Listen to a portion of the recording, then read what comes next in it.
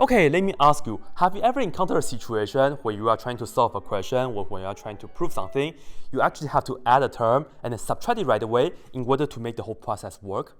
Yes, it works, but have you ever wondered, how did people come up with that in the first place? And also, was there any situation that they encountered back in the days and then they realized, hey, maybe this is a strategy?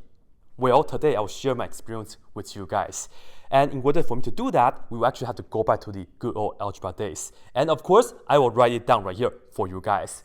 And of course, back in algebra, we talk about how to factor. And let's talk about how to factor a polynomial. And I'll just do x to the 6th power minus 64. Well, in fact, we can look at this right here two ways. The first way is, you can look at this as the difference of two squares. And when you do that, you have parentheses square minus parentheses square. And of course, you can fill in the parentheses. This right here is x to the 3rd power, and this right here will be 8, right? This to that is 6, and then this to that is 64. That's good.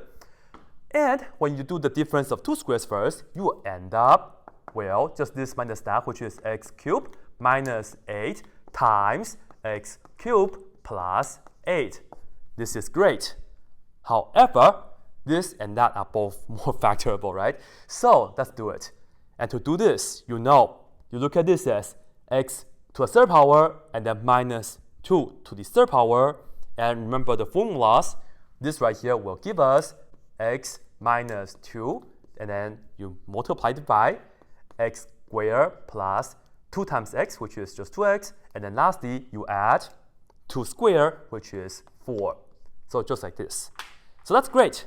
Now, for the plus version, when you have a sum of two cubes, it's really similar. You end up with x plus 2, and then you multiply this by x squared, and you end up with a minus here, and again 2 times x, which is 2x, and then in the end, you have plus 2 squared, which is 4. So this is great. However, though, what if you look at this as a difference of two cubes first? Well, let's try again. So this is the second look. If you have x to the 6th power minus 64, but if you look at this as parentheses to the 3rd power minus parentheses to the 3rd power, here's the trouble you'll see. First of all, you enter x squared here. And then second of all, you enter 4 here because 4 to the 3rd power is 64. So far, so good. But then you will have to factor this with the difference of two cubes. And you do this minus that, which is x squared minus 4. And then you multiply it by this square, which will give us x to the 4th power. And you add this times that, which is 4x squared. And lastly, you do this square and you add, which is 16. Now, yes, this right here, you can continue to factor it. So it seems okay. So we end up with this right here being x minus 2. Well, of course, sorry, wrong color. X minus 2 times x plus 2, and then this part right here stays the same. All right, now, this matches with that. Likewise, this and that are good. Like seriously though, right here, can we factor this out though? This right here has 3 terms, and if you do the usual way to factor trinomial, meaning that, okay, you put down parentheses, parentheses, and what times 4 give you x to the 4th power, maybe x squared and x squared, and then what times 4 give you 16. Okay, 4 times 4, 16 times 1, all that.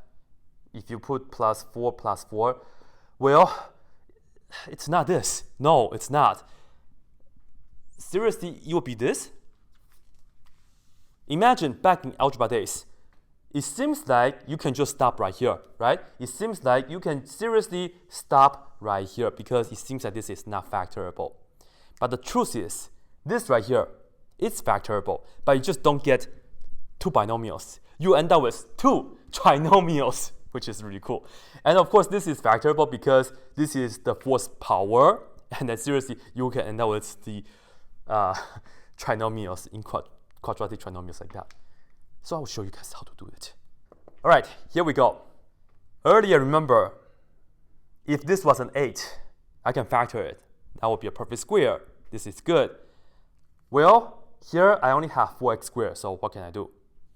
Just give 4 more x squared, right?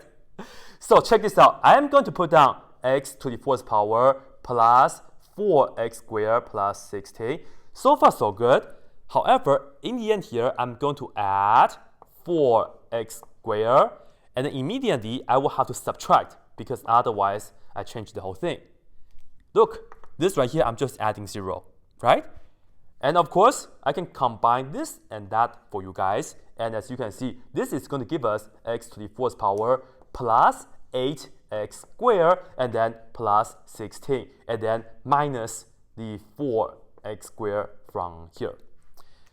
Now, this is so wonderful because this 3 terms is a perfect square, right? Well, I'll just put this down here for you guys. I can put down x squared, and 4 times 4 is going to be 16. Together they have to be 8, so I put on plus 4. This is so nice, right? And then this right here, of course, don't forget this is square, and then this right here is minus. I'll put parentheses. This is also a square, which is going to be 2 inside with the x, like that. Very good. And now, check this out. This is a difference of 2 squares now. So you can use the difference of 2 squares formula again, which is going to be, well, x squared plus 4 minus this. But I want to just keep them in order. I will put down minus this first, minus 2x, and then plus 4.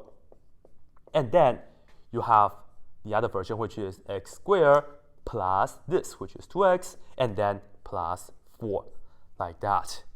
So as you can see, this right here is in fact still factorable. And I think this is the first time that I've seen the strategy that you actually have add something and then subtract it right away in order to make the whole process work. And once you get to calculus, in fact, you can prove the product rule or the product loop formula by doing similar approach. But anyway, this is it, and you guys can also leave a comment and let me know when was the first time that you guys see you add something and then subtract it right away to make things work, right? I'll wait for your response. Thank you so much, and this is it.